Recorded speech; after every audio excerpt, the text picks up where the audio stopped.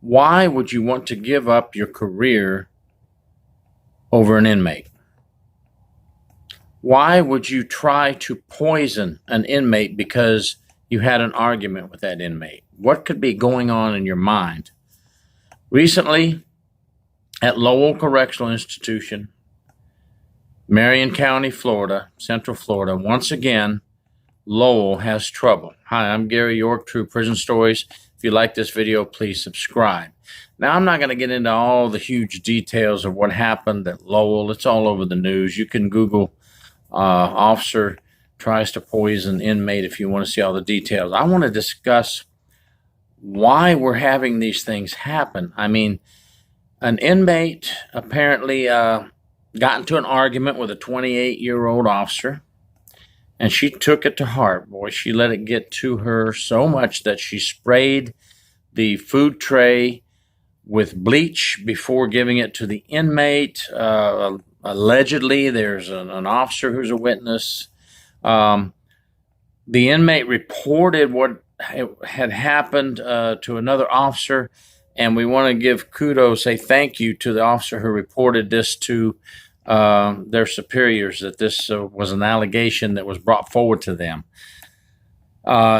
In the end result, the officer was arrested, booked into the jail, has since bonded out, but is now facing criminal charges for trying to poison an inmate by spraying bleach on the food tray.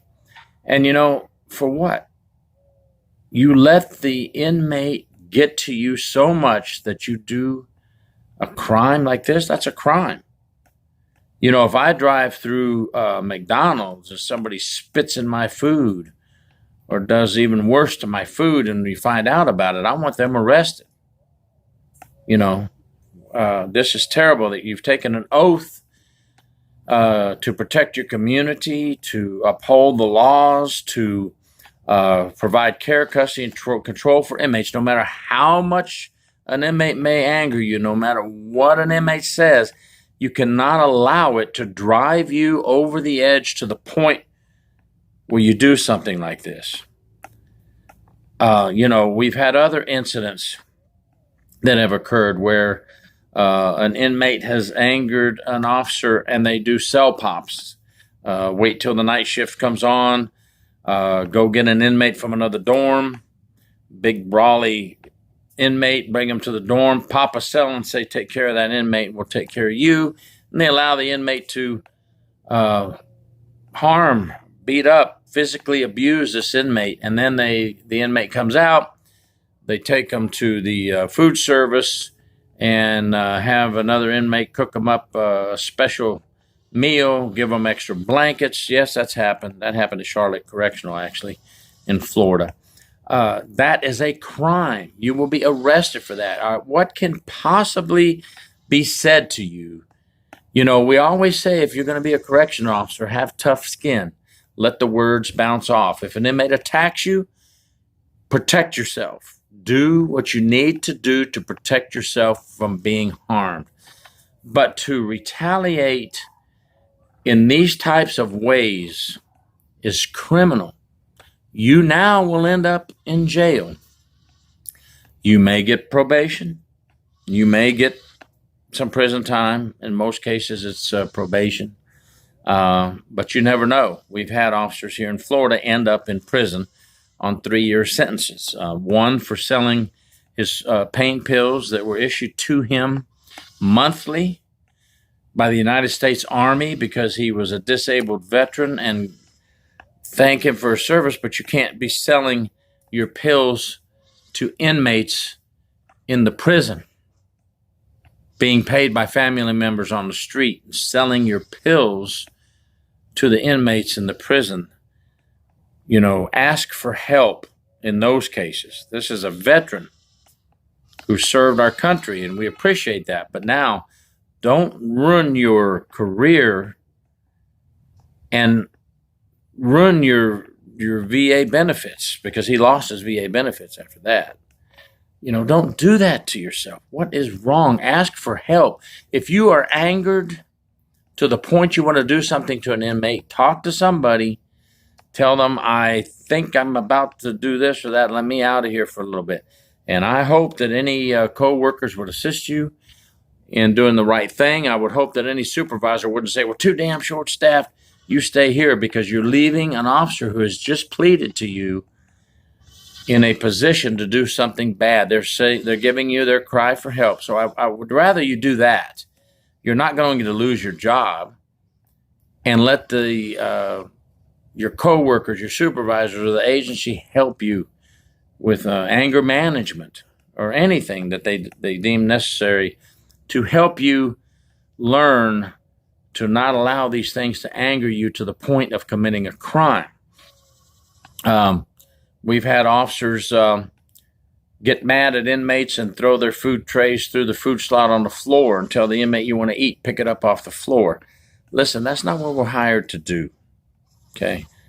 The judges have sentenced these inmates. They've had their day in court, and they've been sentenced to prison.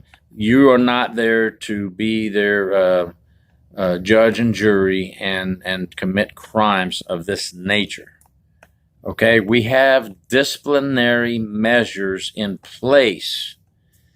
Instead of spraying the food with bleach, she could have just written the inmate up for something that she violated, or maybe, I don't know what the argument was about. I don't know what was said, but no matter what it wasn't enough to go to jail for.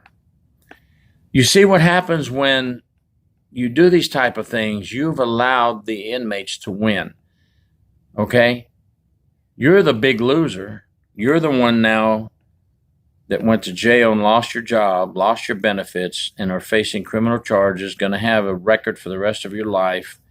And now what are you going to do? We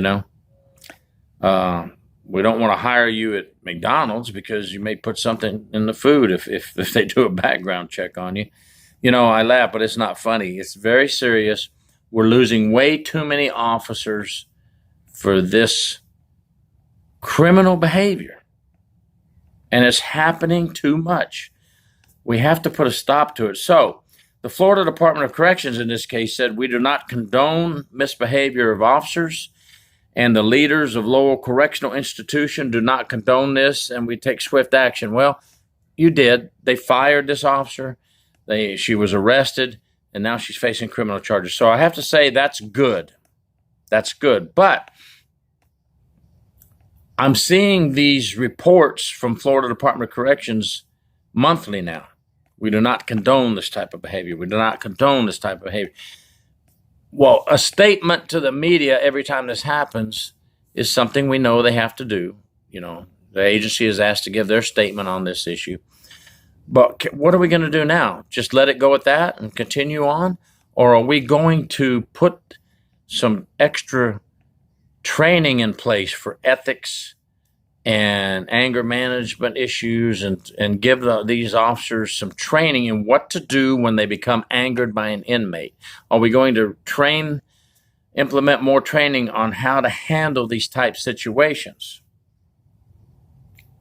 I would say that they're not going to, because it takes time and manpower to do that. And they're already so short that we already know the Florida Department of Corrections is begging for more money from legislature, which they need, and they need more officers. But I'm going to tell you, you're going to lose these officers as fast as you gain them if you don't do something to train these folks on how not to let the inmates get to them, okay?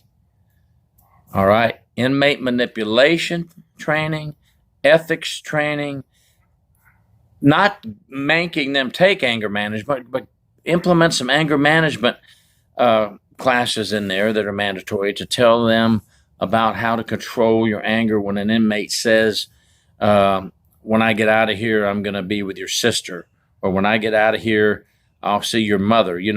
Things that they say to make you just really get angered, and how to handle those type of situations.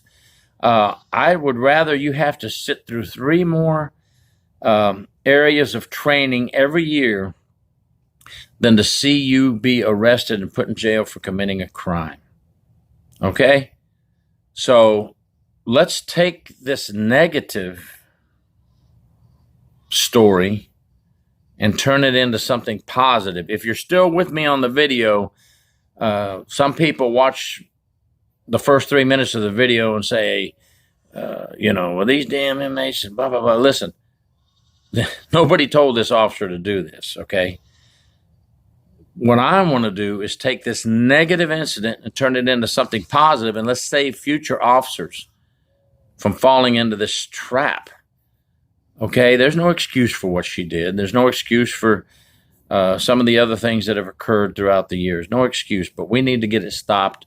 And we're not going to do it by just giving the media a statement at the end every time it happens. It's happened a lot lately here in Florida. And giving the media a statement that we don't condone this is fine, but let's do something to stop it. All right, I've dwelled on this issue enough. Please, folks, stay straight. Keep your jobs. Don't lose them. Don't fall prey to anger. Don't fall prey to inmate manipulation. Don't argue with inmates. Move on. Tell them do what they need to do, but don't get into a verbal argument with an inmate. They don't do what they need to do, or they don't do what you tell them to do. Then follow policies and procedures and get them in place where they need to be. But don't commit a crime. Thank you. Gary York, True Prison Story.